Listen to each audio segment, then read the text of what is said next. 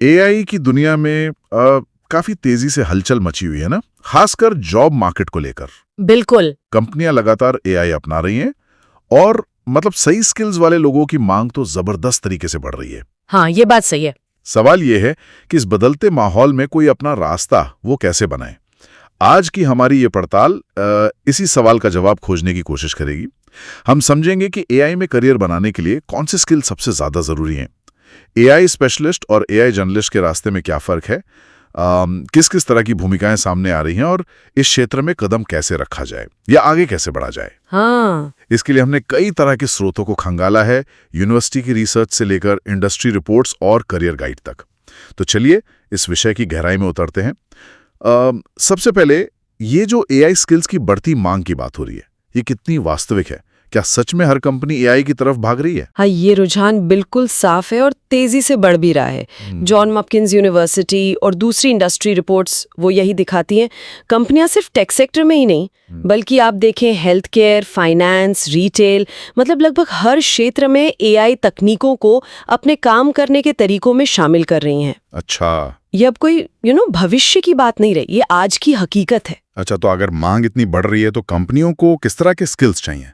क्या ये सिर्फ कोडिंग या मैथ स्किल्स तक ही सीमित हैं या कुछ और भी है? नहीं, ये एक बहुत ही दिलचस्प बदलाव है असल में। पहले शायद ऐसा सोचा जाता था, लेकिन अब एआई प्रोफेशनल्स के लिए योग्यताएं सिर्फ तकनीकी दायरे तक ही सीमित नहीं है। अब देखिए, तकनीकी और सॉफ्ट स्किल्स का एक मजबूत मिश्रण चाहिए। मशीन लर्निंग, एनएलपी मतलब नेचुरल लैंग्वेज प्रोसेसिंग और डेटा एनालिसिस जैसे एआई उपकरणों में महारत हासिल करना, ये अब सिर्फ एक प्लस पॉइंट नहीं है, बल्कि कंपटीशन में बने रहने के लिए जरूरी बनता जा रहा है। हाँ, मतलब स्टैंडर्ड बनता जा रहा है। बिल्कुल। वर्ल्ड इकोनॉमिक फोरम का अनुमान तो यहाँ तक है कि 2027 तक एआई और मशीन लर्निंग स्पेशलिस्ट भूमिकाओं में 40% की भारी वृद्धि होगी। 40%? ये तो बहुत ज्यादा है। हाँ, ये आंकड़े इस मांग की गंभीरता को दिखाते हैं। ठीक है, तो चलिए इन स्किल्स को थोड़ा और खोलते हैं। तकनीकी स्किल्स में सबसे पहले क्या आता है? मेरे ख्याल से प्रोग्रामिंग भाषाएं। हाँ, प्रोग्रामिंग तो नींव है। पाइथन, आर और जावा जैसी भाषाएं बहुत जरूरी हैं। इनमें भी पाइथन अपनी सरलता और एआई एप्लीकेशन बनाने के लिए जो विशाल लाइब्रेरी और फ्रेमवर्क्स हैं, जैसे टेंसरफ्लो, पाइटॉर्च, उनके कारण खास तौर पर लोकप्रिय हैं। ये भाषाएं एआई मॉडल बनाने और लागू करने के लिए जरूरी औजार हैं, कह सकते हैं। और पाइथन के साथ साथ मशीन लर्निंग यानी एमएल और डीप लर्निंग यानी डीएल की समझ भी जरूरी होगी। ये शब्द आजकल बहुत सुनने में आते हैं। निश्चित रूप से।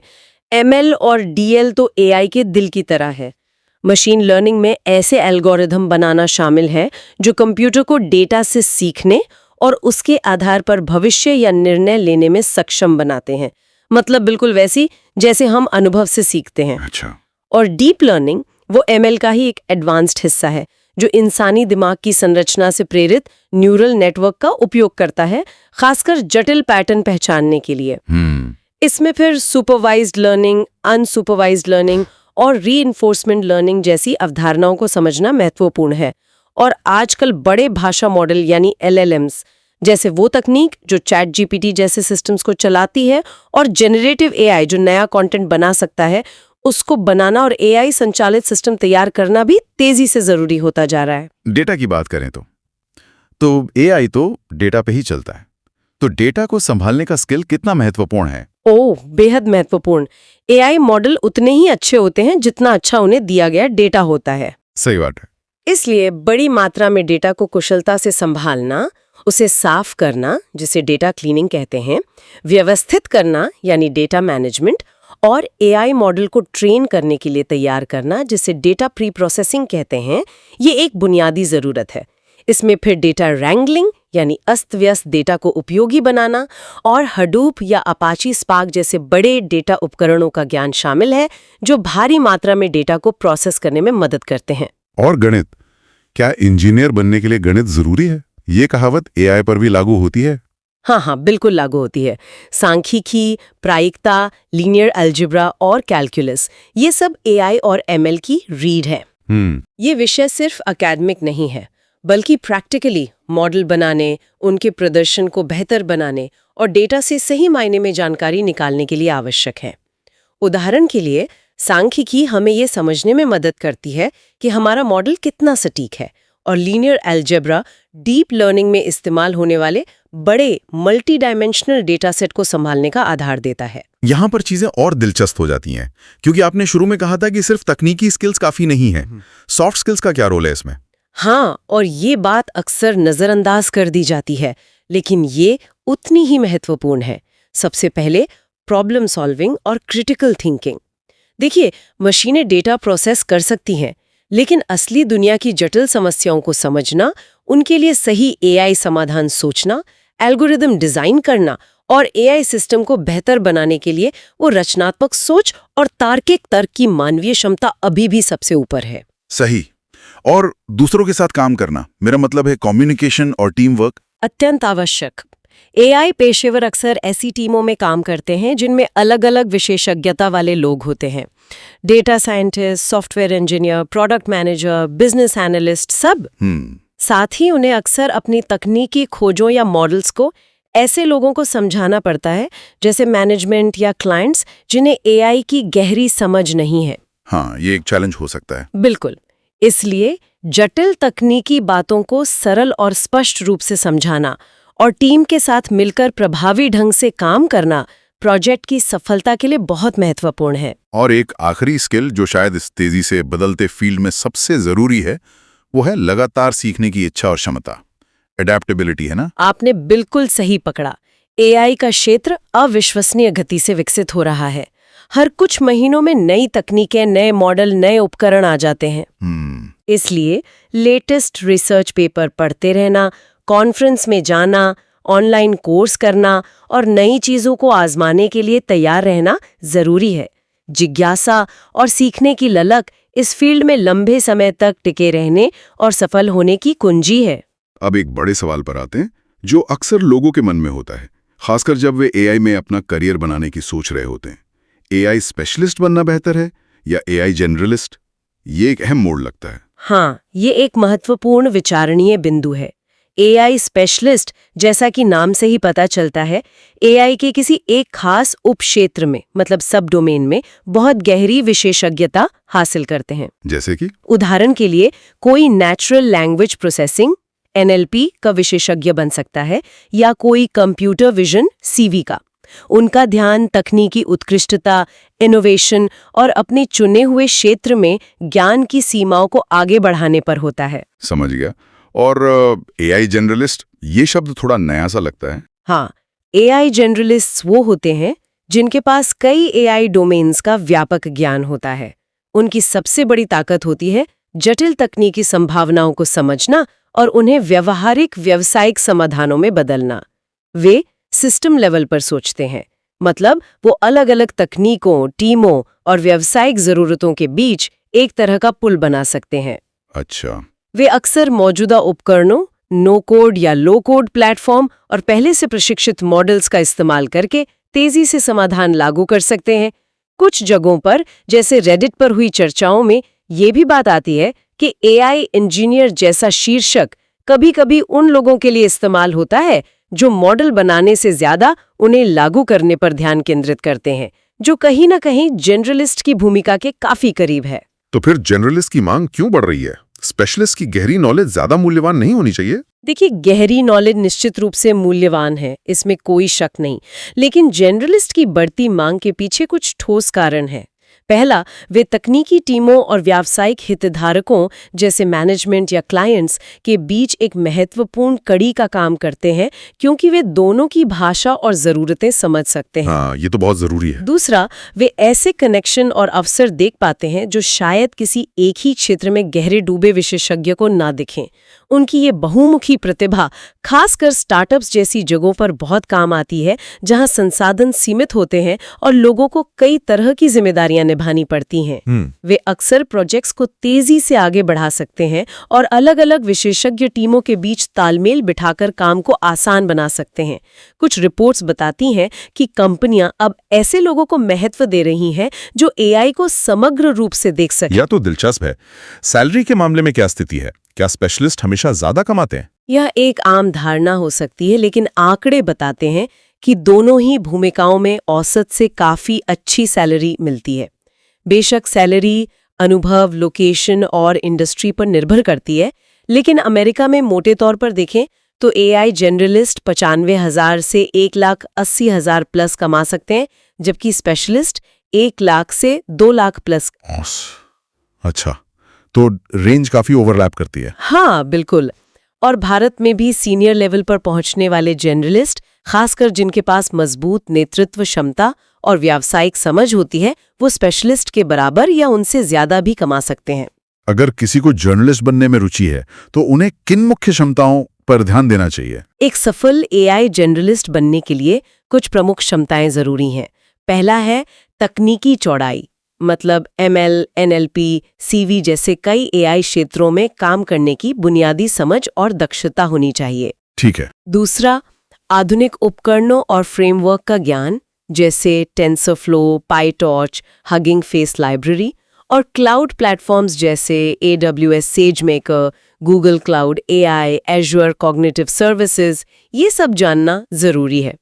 और तीसरा, जो शायद सबसे ज्यादा महत्वपूर्ण है, वो है मजबूत व्यावसायिक समझ और नेतृत्व कौशल। एआई को सिर्फ तकनीक के तौर पर नहीं, बल्कि व्यापारिक समस्याओं के समाधान के तौर पर देखना और उसे लागू करवा पाना बहुत अहम है। मतलब बिजनेस एक्यूमेन। एग्जैक्टली।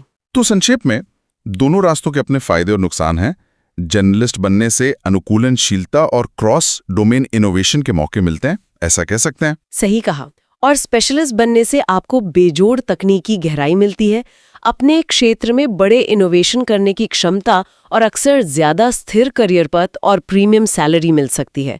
आखिरकार ये चुनाव व्यक्ति की अपनी जिज्ञासा, सीखने के तरीके और लंबे समय के करियर लक्ष्यों पर निर्भर करता है। इतनी चुनौतियां होती हैं, जैसे लगातार बदलते तकनीकी परिदृश्य में अपनी जानकारी को ताज़ा रखना और चौड़ाई बनाए रखते हुए कुछ क्षेत्रों में पर्याप्त गहराई भी हासिल करना।